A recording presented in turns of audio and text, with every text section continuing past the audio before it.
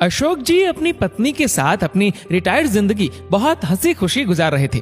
उनके तीनों बेटे अलग अलग शहरों में अपने अपने परिवारों के साथ रहते थे।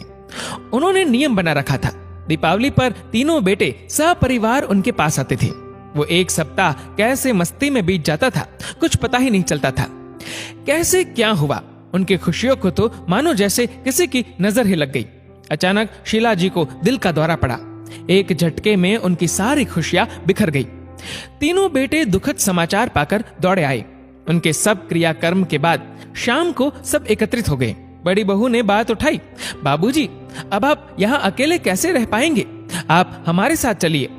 नहीं बहू, अभी यहीं रहने दो, यहाँ अपनापन लगता है, बहुत सी यादें। कुछ कहते कहते वो चुप से हो गए।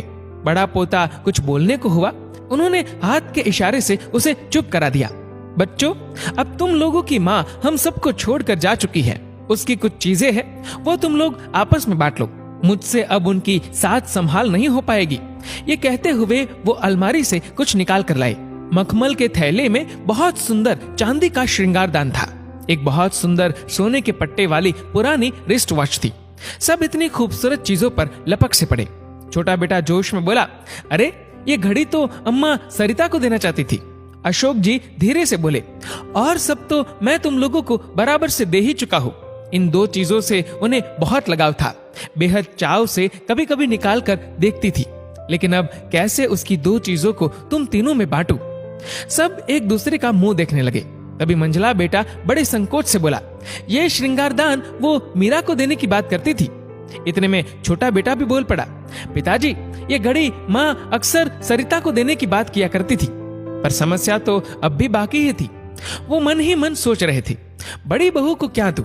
उनके मन में भाव शायद बड़ी बहू ने पढ़ लिए थे। वो बोली, बाबूजी, आप शायद मेरे विषय में सोच रहे हैं। आप श्रृंगारदान मीरा को और रिस्ट वॉच सरिता को दे दीजिए। अम्मा भी तो यही चाहती थी। पर नंदनी, तुझे क्या दूं? समझ में नहीं आ रहा। आपके पास एक और अनमोल चीज है, और वो अम्मा जी मुझे ही देना चाहती थी। सबके मुंह हैरानी से खुले के खुले रह गए। दोनों बहुएं तो बहुत हैरान परेशान हो गई। सब सोचने लगे, अब कौन सा पिटारा खुलेगा। सबकी हैरानी और परेशानी को भांपकर बड़ी बहू मुस्कुराकर बोली, वो सबसे अनमोल तो आप स्वयं है बाबूजी। पिछली बार अम्मा जी ने मुझसे कह दिया था, मेरे बाद बाबूजी की देखरेख तेरे जिम्मे। बस अब आप उनकी इच्छा का पालन करें और हमारे साथ चले। पेड़ बूढ़ा ही सही, आंगन में रहने दो, फल न सही छांव तो अवश्य देगा। ठीक उसी प्रकार माँ बाप बूढ़े ही सही, घर में ही रहने दो। दौलत तो नहीं कमा सकते, लेकिन अपने